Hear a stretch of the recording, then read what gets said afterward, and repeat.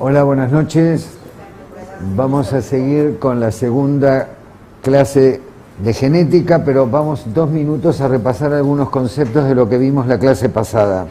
La clase pasada aprendimos lo que era un gen, o sea, era la mínima porción del DNA que codificaba, que mandaba la síntesis de una proteína. Esa proteína con función enzimática hacía que una sustancia se transformara en otra. Esa era la definición de gen que habíamos visto. Habíamos visto que cada gen tenía un lugar en el cromosoma. Teníamos el gen de color de ojo, de color de pelo, etcétera, etcétera, etcétera.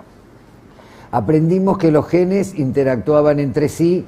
De hecho, había algunos que llamábamos dominantes que tapaban la expresión de los recesivos, y los recesivos, solo para poder manifestarse, teníamos que tener la condición doble recesivo, si no el dominante siempre la tapaba.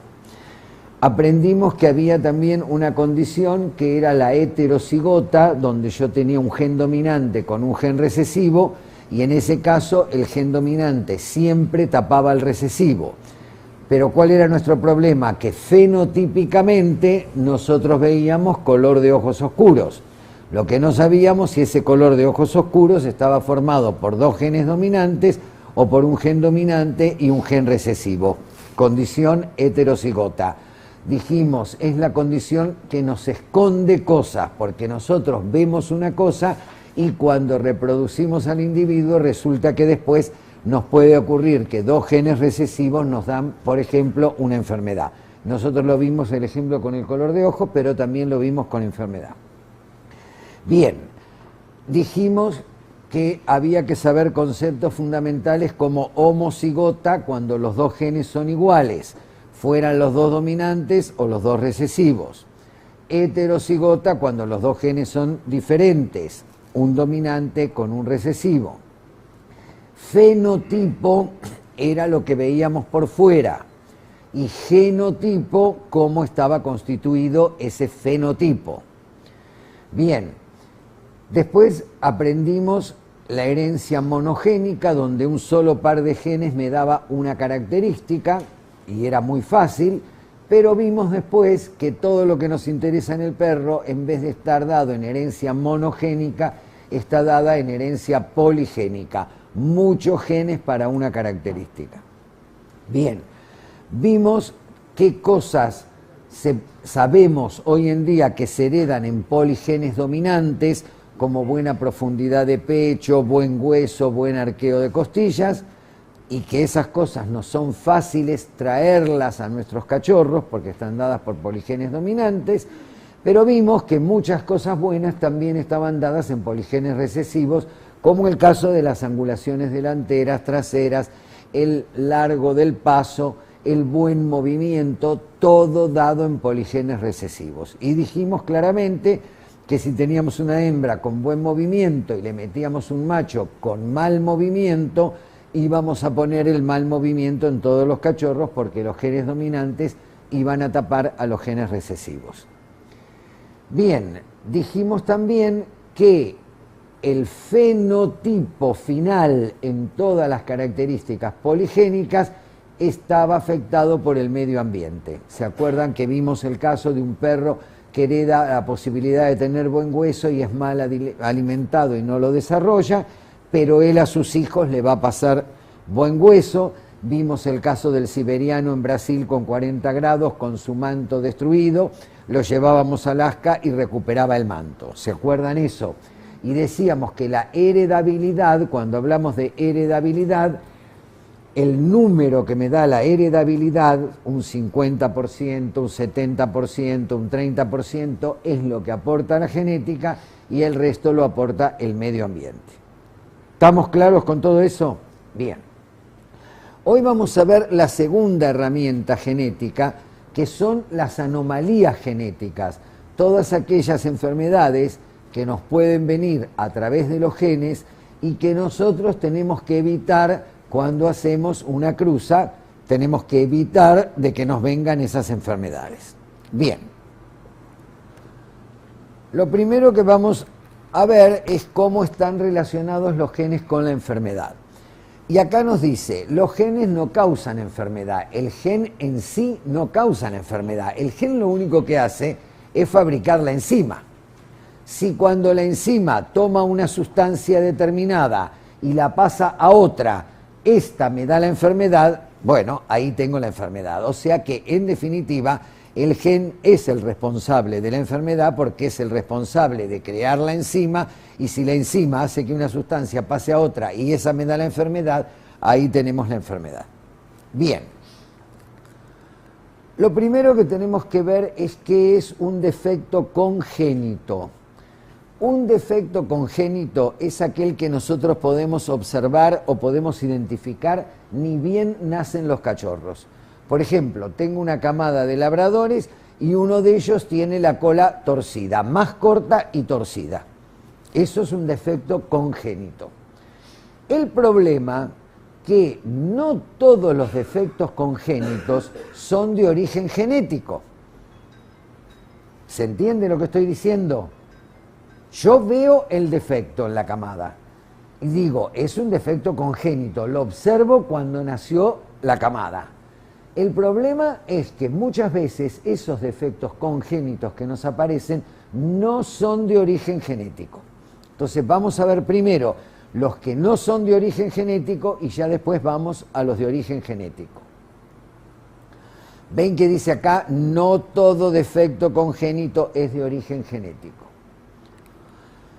Bien, los de origen no genético ocurren durante el transcurso de la preñez y el periodo más vulnerable es entre los 15 y 30 días post servicio.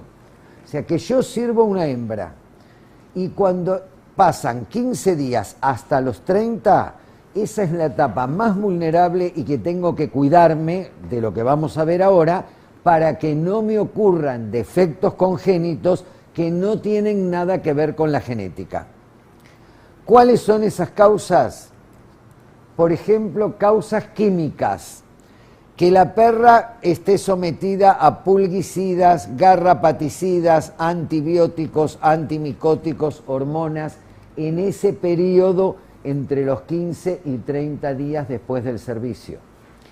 Rayos X únicamente pueden ser usados en los últimos días de la preñez, jamás en ese periodo crítico de 15 a 30 días, porque vamos a tener anomalías congénitas. Factores nutricionales, balance nutricional incorrecto justamente en ese periodo, ya sea por defecto o exceso. Si yo en ese periodo doy exceso de vitamina A, puedo tener en los cachorros labio leporino, colas retorcidas o mortalidad neonatal. Y los genes no tienen nada que ver. Soy yo como medio ambiente que estoy provocando eso. Defectos de vitamina D, deficiencia esquelética y dentición anormal. Todas estas cosas tenemos que tener cuidado en ese periodo vulnerable después de 15 días de servida a la perra hasta los 30 días, de que no sea sometida a ninguna de estas causas, porque podemos encontrarnos con defectos congénitos no genéticos. Ese labrador que nació con la colita torcida, él a sus hijos no le va a pasar cola torcida, porque eso fue un defecto congénito de su formación. Está claro, él genéticamente lleva los genes para tener la cola como corresponde. Sí. ¿El labio leporino? Sí. ¿Puede pasar por exceso de vitamina B o algo genético? Por lo general es congénito, es por un problema congénito. Hay razas en las que se vio que hay un gen que lo puede dar, pero la generalidad, incluso el paladar abierto también, puede darse por este mecanismo. Y no es un problema genético, no tengo problema de genes en mi línea de sangre, sino es el problema del medio ambiente que actúa en ese periodo vulnerable de la perra y hace que nos pasen esos defectos congénitos, no genéticos, que no lo van a pasar después a sus cachorros. ¿Está claro? Sí. Pero ponele, el bulldog francés es una raza que tiende a tener labio leporino. Sí. Yo no le puse a ninguna de esas cosas. También Bueno, primero que no sabés a qué los pusiste. Claro, pero más o Porque, menos vos sabés a lo que... bien, ¿cuánto vos con esa perra te dio hijitos con labio leporino, tenías arriba labios leporinos? O sea, ¿tenías eso en tu línea de sangre? No, pero yo compré una, vamos a hacer el caso, yo compré una perra y me pasó que de 5 cachorros, 3 me salieron con labio leporino. Y más o menos por lo que la crié, la tuve y no le pasó nada de eso. ¿Volviste a cruzar con ella otra vez? No, no, es un ejemplo que... Ah, bueno, no, bueno. Chicos, no es cuestión de decir un ejemplo y con eso sacamos el problema. Hay que hacer un trabajo sobre todo eso. Hay que ver en una segunda camada qué es lo que nos está pasando para decir si realmente era congénito. ¿Está claro? Y sobre todo la alimentación. La gente cree que porque la perra está preñada es un ser de otro planeta. La perra tiene que comer lo mismo que come siempre, tiene que actuar. Piensen en las perras de la calle, que comen lo que pueden y sus cachorros nacen igual bien. Entonces, somos nosotros como medio ambiente los que estamos actuando sobre todo esto y ahí podemos llegar a tener los problemas. Bien, vamos ahora sí a los defectos de origen genético. Y lo que más me interesa es que sepan cómo son heredados, de qué manera, porque después, una vez que sepan eso, ustedes pueden ir a buscar en internet la enfermedad que se les ocurra y les va a decir cuál es el mecanismo por el cual se hereda. Entonces, nosotros tenemos enfermedades que son autosómicas recesivas. ¿Qué quiere decir autosómicas recesivas? Que el gen se encuentra en cualquiera de los 38 pares, que no es el par sexual, y el gen es recesivo. Dos genes recesivos se juntan y me dan la enfermedad. Y esos genes recesivos se encuentran en cualquiera de los 38 pares, por eso se llaman autosómicas recesivas. ¿Está claro? Después vemos ejemplos de cada una. Hay enfermedades que son autosómicas dominantes. Fíjense acá que el gen que produce la enfermedad es un gen dominante. ¿Qué ventaja tiene esto? Que yo elimino a los ejemplares de los planes de cría mucho más fácil, porque tiene la enfermedad, sé que ese gen dominante no lo puedo usar. Es mucho más problema para mí cuando es una autosómica recesiva, que el gen está escondido y me puede saltar. Cuando es una autosómica dominante, sé que tiene la enfermedad diagnosticada por el veterinario, sé que es gen dominante, dejo de usar esos animales en el plan de cría.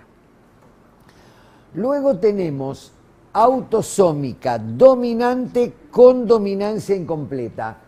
¿Se acuerdan cuando vimos los grupos sanguíneos AB, que eran dos dominantes que ninguno podía tapar el otro? Acá hay una enfermedad que se da cuando se juntan dos genes dominantes, ninguno puede tapar al otro y salta la enfermedad. Y también son autosómicas, siempre estamos hablando en los 38 pares. Luego tenemos las enfermedades ligadas al sexo. Y acá, cuando digo ligadas al sexo, el gen de la enfermedad está en el par sexual. ¿Está? No en los 38 pares como vimos antes. El gen de la enfermedad está en el par sexual. Ya vamos a ver los ejemplos. Luego tengo enfermedades limitadas a un sexo.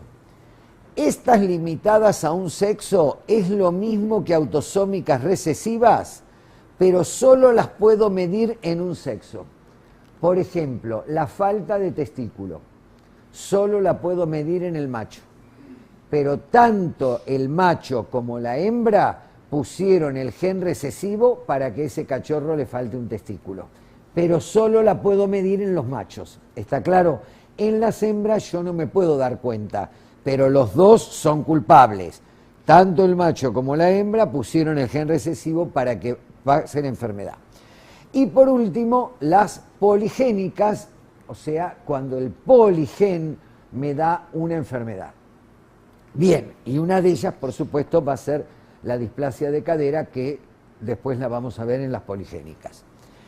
Bien, visto todo esto, vamos a empezar a ver ejemplos de algunas enfermedades en cada uno de estos casos y vamos a ver también cuál de ellas tienen test genético que se puede hacer y cuáles no tienen test genético y tengo que seguir criando como cuando no existían los test genéticos. Bien, fíjense en las autosómicas recesivas. Yo tengo un ejemplar sano homocigota dominante. Lo cruzo con un ejemplar sano homocigota dominante. 100% de probabilidad de que el hijo sea sano homocigota dominante. ¿Está claro? No queda otro remedio. Hacemos el cuadrito, B grande, B grande, B grande, B grande, 100% de probabilidad que sea sano y que sea autosómico, que sea homocigota dominante. ¿Estamos hasta acá? Bien, tengo un ejemplar sano homocigota dominante. Lo cruzo con un ejemplar portador. Él es sano, pero porta el gen de la enfermedad, pero yo no lo sé, porque no lo veo. Yo veo un perro que tiene los dos testículos, pero yo no sé si él es A grande o A grande a chica. ¿Está claro? Bien, hago el cuadrito de siempre y voy a tener 50% de probabilidad de que el cachorro sea sano homocigota dominante, 50% de probabilidad que el cachorro sea sano, pero heterocigota. Si bien esto es sano, pueden siempre pasarle a los hijos la B chica. Pero acá, ¿por qué me va bien en este caso? Porque este es homocigota dominante. Siempre una de las B va a tapar a la B chica y todo el 100% de probabilidad es que el cachorro sea sano. La única diferencia que hay un 50% que sea homocigota dominante y no le pase nada a sus hijos, o que sea heterocigota y le pueda pasar el gen a sus hijos. Bien. ¿Qué pasa si cruzo un ejemplar sano con un ejemplar enfermo? Fíjense, homocigota recesivo. Hago el cuadrito, 100% de probabilidad de que los hijos sean sanos, pero todos heterocigotas. Van a aportar el gen de la enfermedad. ¿Está claro? Tengo dos portadores, heterocigota, heterocigota. 25% de probabilidad de que el animal sea sano, homocigota dominante. 50% de probabilidad de que el animal sea sano, heterocigota, portador de la enfermedad, y 25% de probabilidad que el animal sea enfermo. ¿Está claro? Eso es lo que me pasa cuando cruzo un perro que tiene los dos testículos con una perra que ni siquiera sé qué gen tiene y me aparece el monorquidismo. Entonces quiere decir que el perro era heterocigota y tenía el gen recesivo y que la hembra era heterocigota y tenía el gen recesivo. Y en cada cachorro que se forma tengo un 25% de probabilidad de que me nazca con falta de testículo. ¿Se entiende esto? Bien. ¿Qué pasa si uso un ejemplar sano portador con un ejemplar enfermo? 50% de probabilidad de que el cachorro sea sano portador de la enfermedad, 50% de probabilidad que el cachorro sea enfermo. ¿Está? Y bueno, y ya esto es la idiotez mental que puede hacer cualquier creador de tomar dos animales enfermos y entonces ¿qué vamos a esperar? Que evidentemente 100% de todos los hijos tengan la enfermedad. ¿Está claro? Bien. Vamos a ver ejemplos de estas enfermedades autosómicas recesivas. Uno de los ejemplos, por ejemplo, es la sordera en uno o ambos oídos. Se produce debido a la degeneración de las estructuras sensitivas internas del oído a las pocas semanas de nacer. Acá tienen las razas que tienen más incidencia. En este caso, Doberman y Rottweiler. Pero también, como yo les dije el otro día, que los genes se asociaban y un gen podía modificar a otro, hay una fuerte asociación entre la sordera y aquellas razas que tienen aumentadas cantidades de blanco en el manto. ¿Vieron esas razas que son blancas y que tienen el parche pirata negro en un ojo o en una oreja, como pasa con el Bull Terrier, como pasa en el Pointer, como pasa en el Dogo argentino? Esas razas que tienen el color blanco, que lo vamos a ver en la última clase, formado por un gen que saca color y deja apenas un poquito o nada, esas razas tienen asociación de esa manera de formar el blanco con la sordera. Mientras que hay otras razas de color blanco que lo hacen el color blanco por otro gen distinto y esos no tienen sordera, como es el samoyedo, como es el Bichon frisé, como es el maltés. Esas razas no tienen asociación entre el color blanco y la sordera. Pero sí estas que lo hacen por un gen que saca color y en lugar del color pone blanco. Esas razas tienen asociación con sordera. Bien, lo vamos a ver en la última clase cuando veamos colores. Enfermedad de von Willebrand, que aunque parezca un nombre difícil, es ni más ni menos que la hemofilia, la no coagulación de la sangre. ¿Está claro? Todos entienden lo que es la hemofilia, no coagulación de la sangre. Fíjense, es la falta de capacidad para fabricar el factor 8 o factor von Willebrand, una proteína esencial para que se produzca la coagulación de la sangre. Si no tengo el gen que me produce esa enzima, no ocurre la coagulación de la sangre. Esto es la hemofilia o enfermedad de von Willebrand. Acá tienen razas que son propensas a tener hemofilia, y el Doberman, que está en primer lugar, esta raza llegó a tener una incidencia de casi 60% de hemofilia. ¿Cómo se salvaron los Doberman? Cuando se descubrió el test de la hemofilia. Cuando se descubrió el test genético, los criadores empezaron a chequear a sus ejemplares y sacaron a todos aquellos que eran heterocigotas de los planes de cría. Al sacar a los heterocigotas de los planes de cría, sacaron el gen recesivo y en este momento la incidencia bajó muchísimo en la raza Doberman y en todas las otras razas que usan los criadores el test para saber si tienen animales portadores. ¿Ven la importancia de los test genéticos? Lo que pasa es que no tenemos todos los test genéticos y tampoco los tenemos, y menos los tenemos acá, sino que tenemos que mandarlos a hacer afuera. Pero acá lo importante es que cuando uno cría una raza y en la raza les dicen, miren, las enfermedades propias de esta raza son tal, tal, tal y tal, hay que ver si existen los test genéticos y en la medida que existan los test genéticos hay que tratar de hacerlos para trabajar mucho más tranquilo y no llevarse sorpresas. Bien. Atrofia progresiva periférica. Es un defecto del ojo en el que la capa visual de la retina degenera progresivamente. Los primeros signos son el oscurecimiento de la visión nocturna, luego de la penumbra, después de la visión de la luz del día y por último el animal termina totalmente ciego. Pero ¿cuál es el problema de esta enfermedad? No es que a mí el cachorro se me queda ciego a los 3 meses. Fíjense en el Caniche miniatura o en el Caniche toy. Se manifiesta entre 6 y 9 años. ¿Se entiende? Yo tengo un Caniche fabuloso, ganador de exposiciones, tiene 500 hijos y a los 7, 8 años se me queda ciego y tiene atrofia progresiva periférica. Le pasé a los 800 hijos el gen con la enfermedad. Por eso que en este tipo de enfermedad son enfermedades como si fueran bombas de tiempo programadas. Bueno, de esa manera el gen está, pero actúa en un determinado momento, entre los 6 y los 9 años.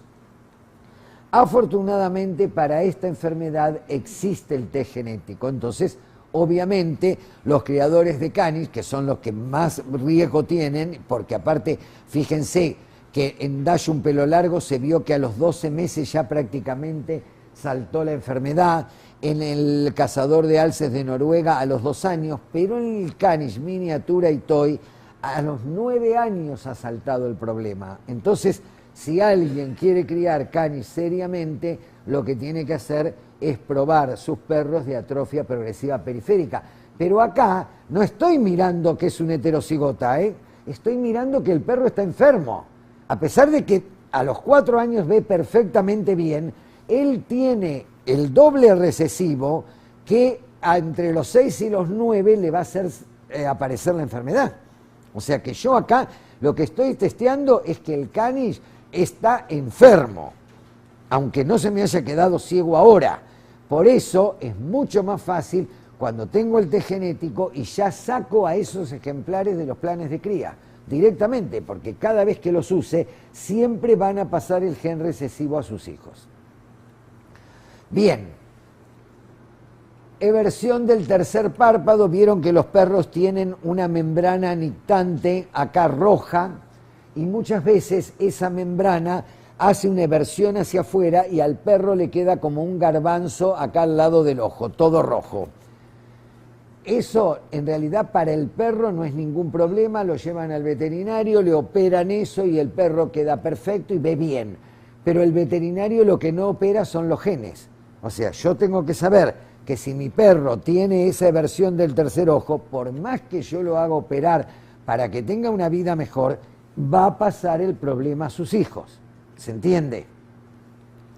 Bien. Ahora vamos a 2 enfermedades con autosómica dominante, o sea, un gen dominante que se encuentra en cualquiera de los 38 pares y el gen dominante me provoca la enfermedad. Una de ellas es la estenosis aórtica.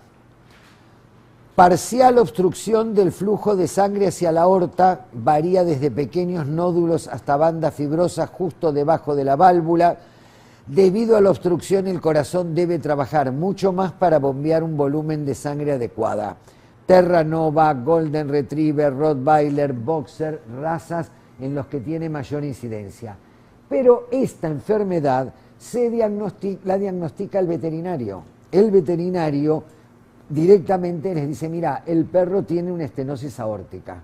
Ustedes, sabiendo que una estenosis aórtica se da por gen dominante, automáticamente sacan al animal del plan de cría, porque saben que es un doble dominante y cada vez que crucen con él va a pasar la enfermedad a sus hijos. ¿Se entiende? Sí. ¿Cuántas generaciones puede tardar una enfermedad? En el caso de gen dominante tenés que volar al perro directamente porque ya está. En la recesiva, mirá, el otro día dijimos, los genes recesivos pueden estar escondidos por generaciones y después en un momento te saltan. ¿Está claro? Volarlo, o sea, en el caso de un test genético y que vos vueles a los portadores, ya está, vos sacás los portadores y trabajás con no portadores. Pero cuando no tenés el test genético, la cosa se hace mucho más difícil. En el caso de la gen dominante, es mucho más fácil porque ya sacas al animal del plan de cría y listo. En cuanto cruces con él, te vas a meter el gen dominante y vas a pasar la enfermedad. Y lo mismo nos pasa, sí, a gen dominante con la sordera ligada al gen del color del manto que me da el color Merle. Todos saben lo que es el gen de color Merle. ¿Vieron alguna vez un Collie Merle, un Shetland Merle? Bueno, ese gen Merle, que es un doble dominante, cuando yo tengo el doble dominante, me da sordera ligada al gen Merle. Un individuo Merle, lo vamos a ver en la clase que viene, en colores, es M grande, M chica. Pero ¿qué pasa? Si yo junto un M grande y un M chica con un M grande y un M chica y un cachorro me sale M grande, voy a tener la condición de sordera. No solo la condición de sordera, sino que puedo tener ceguera también y puedo tener color todo blanco en el manto. Lo vemos en los colores la clase que viene. No solo pasa en el Collie, pasa en el Shetland, pasa en el Gran Danés Arlequín, pasa en el viejo pastor inglés, pasa en el Dachshund Arlequín. En todas esas razas podemos tener la sordera ligada al gen Merle. Bien, autosómica dominante con dominancia incompleta, como el grupo sanguíneo AB. Dos dominantes se juntan, ninguno puede tapar al otro, un nuevo fenotipo, el nuevo fenotipo es esta enfermedad, atrofia retinal progresiva central. Parecida a la que vimos antes, pero a la inversa. La degeneración celular se produce en el área central de la retina, no se produce ceguera nocturna, sino que los animales ven mejor en la penumbra que en la luz. Si el defecto se exacerba, el animal termina totalmente ciego. La instauración puede variar de 2 a 10 años, el mismo caso que vimos antes, ¿está claro? Razas en las que se encuentra con alta incidencia, collie y retrievers. También existe el test genético para esta enfermedad. O sea que los que crían con tienen estas razas propensas a esta enfermedad, pueden hacer el test genético y sacar a los animales ya no portadores, sino enfermos. ¿Está claro? Porque yo no lo veo enfermo porque el perro ve bien, pero entre los 2 y 10 años, en algún momento, el perro se me va a quedar ciego. Por eso, antes tengo que hacer el test genético para evitar ese problema. Bien. Ligada al sexo, cuando dijimos que el gen se encuentra de la enfermedad en el par sexual. En el hombre hay 2 enfermedades ligadas al sexo, que son la hemofilia y el daltonismo, la no visión de los colores. Cualquiera de esas 2 enfermedades se heredan por este mecanismo con un gen recesivo en el par sexual. Y por eso decimos que generalmente las hembras son las portadoras y los machos padecen la enfermedad. Veamos acá este ejemplo. Tengo una hembra, porque es XX, en este caso sana, homocigota dominante. Acá tengo una hembra sana, heterocigota, portadora de la enfermedad, pero ella es sana, no tiene hemofilia, es sana, solo que puede pasar a sus hijos el gen de la enfermedad. Y acá sería la representación de una hembra enferma. Acá tengo un macho sano, porque el gen es dominante, y acá tengo un macho enfermo, porque el único gen que tengo es recesivo. Fíjense qué pasa con la X y con la Y. Ustedes acá tienen la X y acá tienen la Y. La Y es como una X que le falta esta patita. Por lo tanto, al faltar esta patita, no hay un gen que pueda tapar a este recesivo para poder taparlo. Entonces, siempre los machos, como no tienen este gen acá, si acá reciben el recesivo, padecen la enfermedad, no les queda otro remedio, no tienen cómo taparla. Ahora les muestro un cruzamiento de un macho sano con una hembra portadora de la enfermedad. Hacemos el cuadrito, X a grande del macho, Y del macho, X a grande de la hembra, X a chica de la hembra. Tengo un 25% de probabilidad que nazca una hembra completamente sana, homocigota dominante, que no le va a pasar enfermedad a sus hijos. Tengo un 25% de tener una hembra sana, heterocigota, portadora de la enfermedad, que se la puede pasar a sus hijos. Tengo 25% de probabilidad de tener un macho sano y acá tengo 25% de probabilidad de tener un macho enfermo. ¿Por qué el macho acá es enfermo? Porque no tiene esta patita con un gen que le pueda tapar a esto y se manifiesta el gen recesivo de la enfermedad. ¿Se entiende este mecanismo? Ahora, ustedes me pueden decir, ¿y pueden hacer una hembra con la enfermedad? Claro que puede, pero para que nazca una hembra con la enfermedad tienen que usar un macho enfermo. Un macho que sea XA A recesiva. Pero entonces, si estamos criando perros y vamos a usar un macho que es hemofílico, obviamente que vamos a obtener hembras hemofílicas, ¿está? O sea, ya la tara mental es máxima, porque es imposible que hagamos una cosa así. Por eso nunca se da generalmente en las hembras, porque nadie va a criar con el macho enfermo. Siempre se cría con el macho sano, pero cuando la hembra es portadora y yo no lo sé, tengo un 25% de probabilidad que la enfermedad se manifieste en uno de los hijos. Machos. Está claro, machos, porque la hembra, fíjense que se salva siempre porque tiene el dominante que le tapa el recesivo. Mientras que acá, como no hay un dominante que tape este recesivo, aparece la enfermedad. Bien, esto ocurre en humanos con hemofilia y daltonismo. Y en los perros ocurre también hemofilia y distrofia muscular. Pero ustedes, cuando hablamos antes en las autosómicas recesivas, vimos la hemofilia von Willebrand. ¿Se acuerdan? Que yo les dije la no coagulación de la sangre.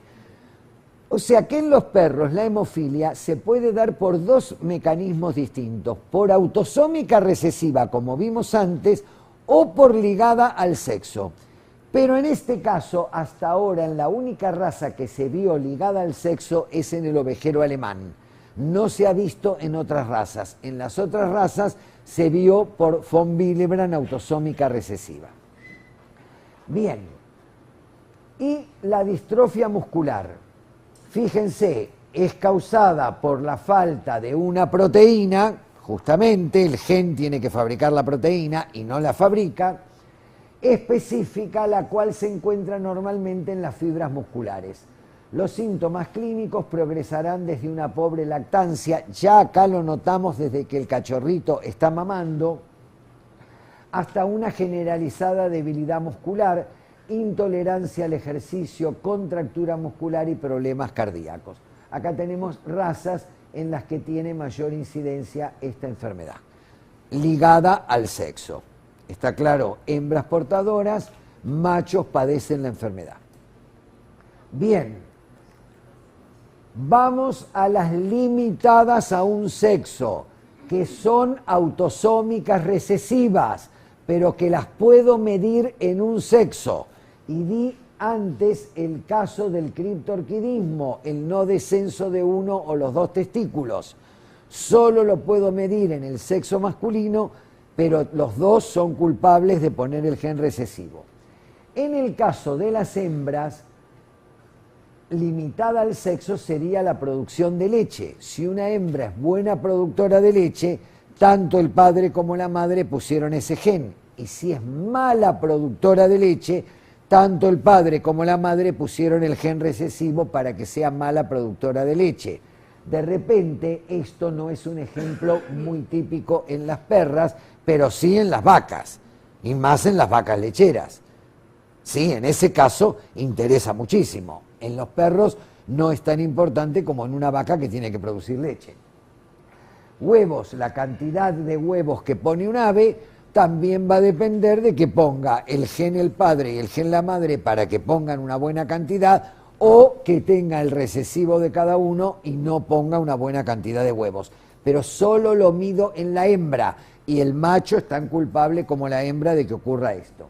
Y la habilidad materna obviamente la puedo medir únicamente en las hembras, porque son las que van a mostrarme la habilidad materna, pero que sean hábiles o no hábiles va a depender del gen que pone tanto el macho como la hembra.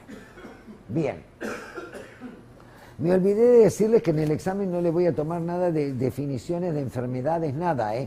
Yo lo que quiero es que ustedes entiendan esto, nada más, y que puedan ir a buscar en internet alguna enfermedad que les interese, y cuando se sepa el mecanismo genético se los van a decir y ustedes van a saber si es autosómica recesiva, dominante, van a saber si tienen el T genético.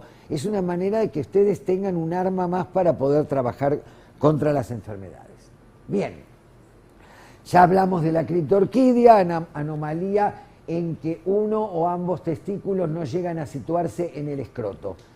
Ojo, porque la forma bilateral, cuando los dos testículos están arriba, no desciende ninguno, el animal es estéril, pero cuando tiene un solo testículo, el animal es fértil. ¿Está claro? Es fértil y va a pasar a sus hijos la condición de tener un solo testículo, porque tiene el gen que tiene la enfermedad. Por eso no puedo trabajar con un animal monorquidio, porque voy a pasar el problema a sus hijos. Bien. Y ahora vamos a herencia poligénica, cuando un par de genes me determina una enfermedad. Vamos a ver dos que están en el ojo, ectropion y entropion, la luxación de rótula y la histiocitosis. Ectropion, fíjense, eversión hacia afuera del borde del párpado inferior. El párpado inferior del ojo sale hacia afuera. ¿Cuál es el problema? Que al salir hacia afuera, acá se meten tierra, polvo, bacterias, hongo y el perro vive enfermo todo el tiempo. En el ectropion es lo contrario, es cuando el borde del párpado va hacia adentro y está continuamente trabajando sobre la córnea y está lastimando la córnea. Las dos enfermedades van al veterinario directamente y las operan. Entonces, tanto el perro que tenga ectropion como entropion le dan una vida normal, no le pasa nada. Lo que ustedes tienen que saber es que el veterinario no le opera los genes y que lo van a pasar a los hijos. ¿Está claro?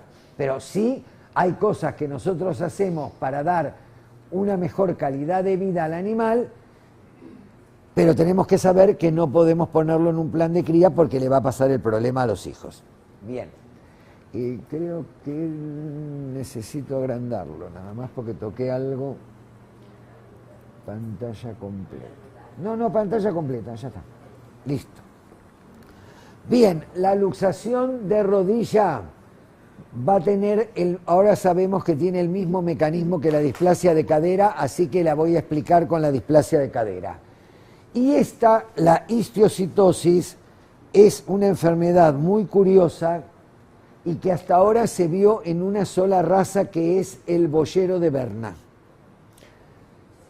Fíjense, en esta enfermedad, la forma maligna y sistémica son cánceres caracterizados por una rápida e invasiva proliferación de histiocitos anormales.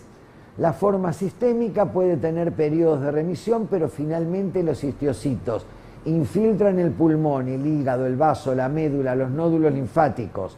La forma maligna es rápidamente progresiva e invasiva con metástasis en pulmón. ¿Saben cuál es el problema? Ocurre a los 8 años.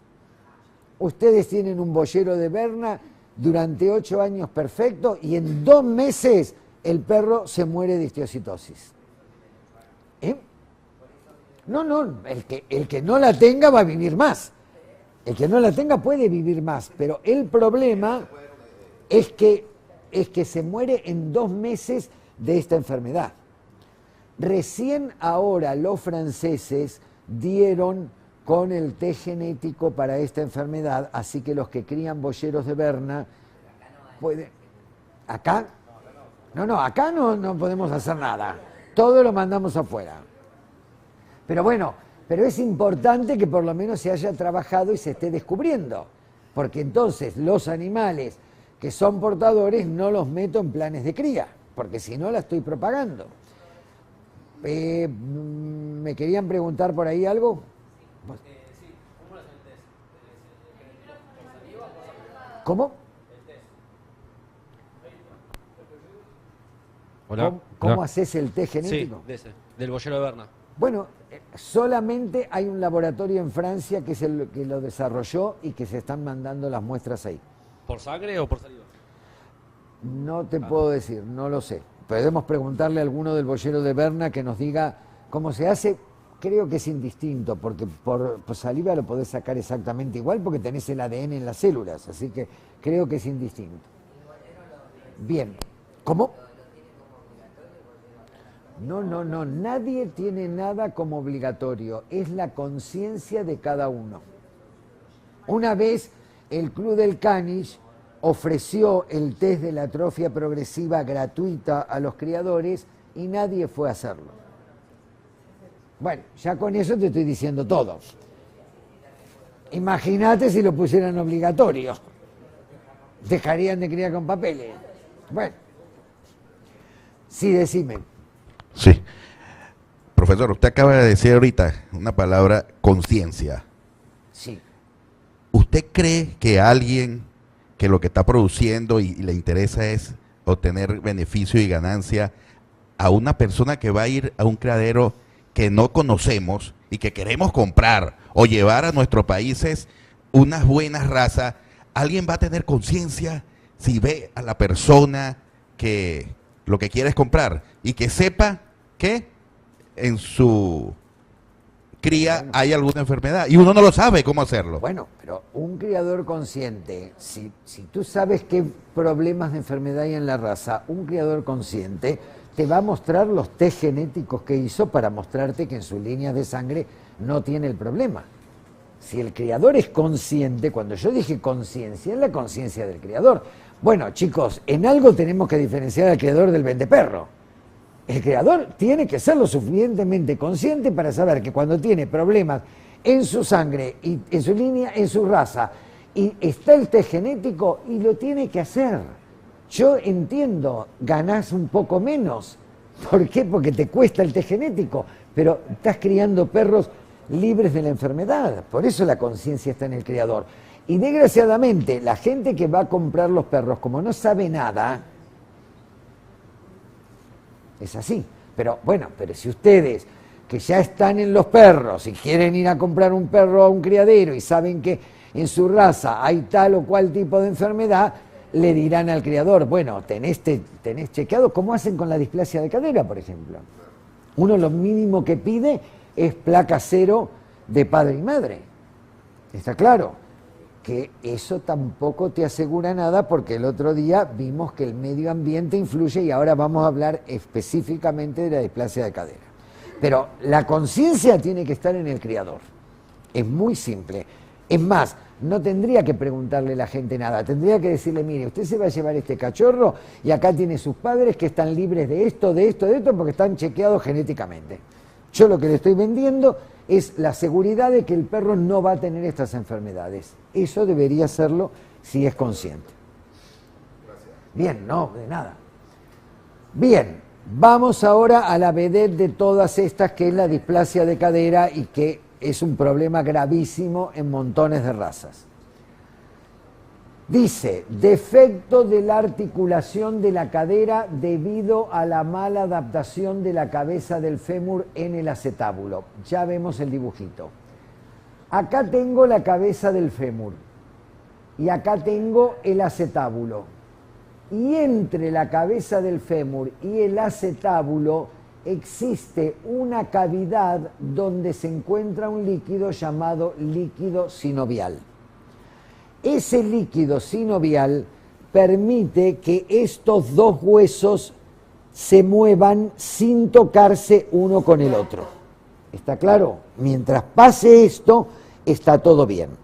Cuando esa cavidad se achica y deja de haber líquido sinovial, comienza la fricción de los huesos. Esta fricción es la que produce el dolor en el perro y de acuerdo al grado de fricción de cuánto un hueso fue destruyendo al otro, vamos a tener los diferentes grados de displasia de cadera. ¿Estamos? ¿Hasta acá se entiende? Bien. Acá tienen una placa normal donde está el espacio y acá tienen una placa donde el fémur se comió un pedazo del acetábulo. Directamente de tanta fricción que se hace, se come el acetábulo. Bien. Ahora vamos a ver cómo es este tipo de herencia, porque yo dije que era poligénica, pero no es una poligénica común. No es que un poligen me da la displasia de cadera. Tiene que haber otra condición más para que se pueda dar la displasia de cadera. Por eso se llama con umbral de expresión. Para que ocurra la displasia de cadera, tiene que darse una condición en el poligen que salte un umbral y aparezca la displasia. Vamos a suponer, nadie sabe cuántos genes tiene el poligen de la displasia de cadera, está claro, pero yo inventé un poligen que tiene 3 genes, el A, el B y el C, para poder explicar cómo es el mecanismo. Fíjense, yo acá tomé un poligen que tiene 3 genes y les puse un valor a cada uno de los poligenes. Y si, ¿por qué le puso más 4? ¿Por qué? Porque se me antojó y porque tengo que explicarlo. Nada más, no hay ninguna cosa por la cual valga 4, valga 3, nada, es para poder explicarlo. Bien, ¿qué hago? Sumo todo y me da un valor de genotipo de más 16. ¿Esto se entiende lo que hice? Ahora lo voy a hacer lo mismo con un macho y una hembra que voy a cruzar. Tengo un macho con el mismo poligen que les mostré antes, más 16. Tengo una hembra con su poligen, tiene los diferentes valores, más 14. Macho plaqueado, 0 de displasia de cadera, hembra plaqueada, 0 de displasia de cadera. Cruzo estos 2 ejemplares. Y a uno de sus hijos recibe del padre el A3 que vale más 4. Y de la madre recibe el A2 que vale más 5. Del padre recibe el B1 que vale más 3 y de la madre recibe el B2 que vale más 3. Del padre recibe el C1 que vale más 6 y de la madre recibe el C5 que vale más 1. Hago la sumatoria más 22 displasia de cadera. El umbral mínimo para que no exista displasia de cadera es 20. Pasado el 20 aparece la displasia de cadera. Y ustedes me van a decir, ¿y yo cómo mido el numerito que tengo? No lo van a medir nunca el numerito que tienen. Ustedes sacan placas nada más. Pero esta explicación teórica es para que se den cuenta hasta qué punto 2 animales de grado 0 pueden llegar a tener, baja probabilidad, un hijo con displasia de cadera. ¿Por qué? Porque si ese hijo hereda los genes más pesados del padre y de la madre, esos genes, la sumatoria, salta el umbral de expresión y aparece la displasia de cadera. Imagínense si ustedes sirvieran un perro de grado 0 con una hembra que tiene grado 2 de displasia de cadera. Al tener grado 2 de displasia de cadera, tiene ya los genes mucho más pesados en su poligen y mucho más fácil va a ser en los cachorros saltar el umbral de expresión y que aparezca la displasia de cadera. ¿Se entiende claramente? Esto es muy importante porque hay mucha gente de razas propensas a displasia de cadera donde tampoco tienen gran cantidad de ejemplares que dicen, bueno, servimos con grado 1, bueno, servimos con grado 2. Esa licencia de servimos con grado 1, con grado 2, hace que estemos metiendo genes pesados en el poligen y más probabilidad de que salte el umbral de expresión y que más cachorros tengan displasia de cadera. Sí. 0. Sí. No. El medio ambiente, espera, el medio ambiente es aparte. Yo lo que estoy explicando es la base genética. Yo estoy explicando la base genética de cómo se hereda. Después viene qué hace el medio ambiente. Esta es la forma de herencia genética. Vos tenés una hembra de grado 1 y un grado 0 en el macho y vas a tener más probabilidad que más cachorros salten el umbral de expresión que teniendo 0 y 0 como tenés acá. ¿Está claro?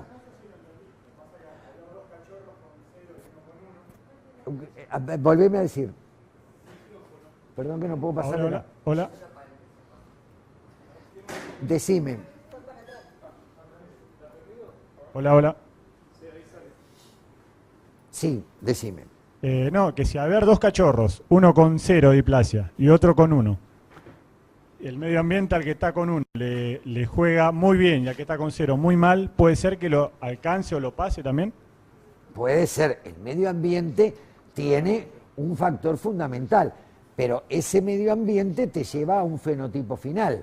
Vos lo que te importa es que estés con 0 para que no tengas los genes pesados y los sigas pasando a otros. ¿Está bien?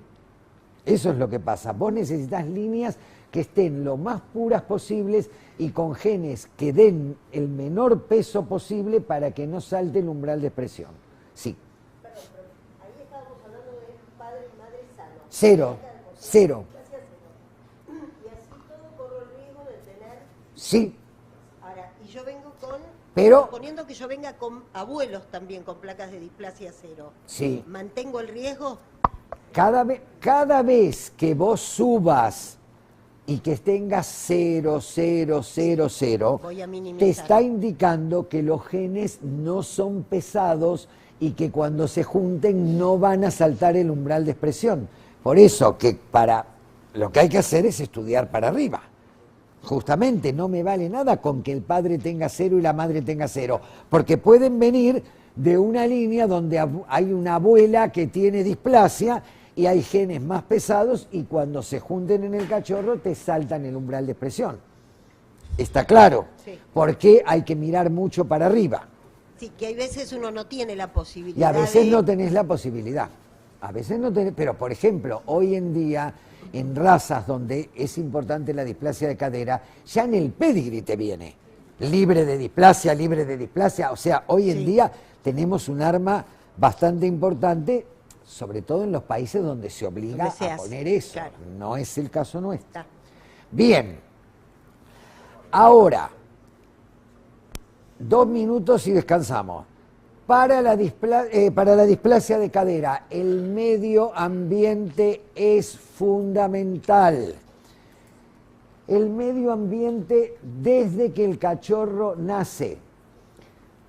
Hay un curso que se da en Estados Unidos y lo hizo un criador de Golden de acá sobre el medio ambiente en la displasia de cadera y lo dimos acá, no sé si el año pasado o el anterior, es el año pasado, es un criador de Golden y se ofreció a dar el curso. Yo di la parte genética de la displasia y él dio lo del medio ambiente y fue muy interesante y voy a tratar de que este año lo vuelva a dar. Lo había invitado el Club del Labrador.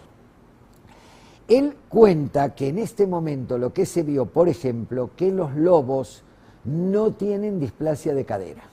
Entonces lo primero que fueron a ver era cómo tenían los hijos las lobas. ¿Y dónde los tienen? En un agujero en la tierra. Entonces, fíjense, al nacer los cachorritos en un agujero en la tierra, vieron que los cachorritos cuando maman están moviendo la colita, están haciendo ejercicio con la pata. ¿Qué pasa? La tierra no les permitía resbalar a la pata, sino que se las contenía. Nosotros, cuando tenemos una lechigada, tratamos de ponerlo en una paridera en lo posible que sea de azulejo para limpiarla con lavandina, porque claro, como somos el medio ambiente atrofiado, hacemos todo eso, y el cachorrito está mamando y la patita le hace así. Y cuando la patita le hace así, esto está haciendo así. ¿Se acuerdan lo que yo les dije? Entonces, miren qué importante ya desde la paridera cómo el medio ambiente influye. Es más, hoy me olvidé de traerlos, si me acuerdo la próxima se los traigo, una tela que venden los americanos para las parideras, donde el cachorrito queda ahí y no puede resbalar. Lo mismo la alimentación. Y lo mismo el tiempo cuando es cachorro, los ejercicios que se le hace hacer. Muchas veces uno cree que para hacer ejercicio, ¿qué hago? Le tiro la pelotita y el perro me la trae. Y el perrito va así, todo el tiempo buscando la pelotita y hace esto. ¿Ven? Esto es el medio ambiente que lleva a la displasia de cadera. Por eso, el cuidado muy grande que tienen que poner los criadores con razas propensas a displasia de cadera, porque así genéticamente les mande un 0, el problema es el medio ambiente. ¿Está claro? Recuerden que vimos que muchas veces la heredabilidad era entre un 20 y un 50% de la displasia de cadera. Es importantísimo el medio ambiente. ya sea la alimentación y el peso con que tenemos los perros, desde la paridera, evitar este choque así todo el tiempo y los ejercicios que le hacemos hacer. A lo mejor es importante que en una primera etapa no le hagamos hacer tanto ejercicio hasta que tengamos una buena formación de esto y después recién hagamos los ejercicios. ¿Está claro? Si se llega a dar la clase se van a enterar porque se va a promocionar a través del Club del Labrador seguramente, y es interesantísimo escuchar todas las cosas que hoy se saben y que podemos evitar. Con respecto a los test genéticos, el Club del Labrador manda 2 veces por mes muestras al laboratorio Lavoclin en Alemania. Así que aquellos que estén interesados en hacer algún test genético pueden entrar en la página de Lavoclin, ver qué test genéticos se hacen y si les interesa alguno, hablan con el Club del Labrador. Ellos mandan 2 veces por mes a Alemania las muestras y después les llega el resultado por mail. ¿Está claro? El laboratorio Lavoclin no quiere que cada uno mande la muestra por su lado, sino que cuando estuvieron acá en la Argentina arreglaron con el Club del Labrador para que directamente se hagan todos los envíos juntos una vez cada 15 días. Así que el que esté interesado sabe que a través del Club del Labrador puede mandar a hacer estudios. Hay gente que manda también a Estados Unidos. Bueno, pueden hacer lo que ustedes quieran. Lo importante es que si saben que tienen problemas de enfermedades graves que inciden en su raza, chequeen a sus ejemplares para evitar todo esto que estuvimos viendo. Bien, 5 minutos y seguimos con la próxima herramienta.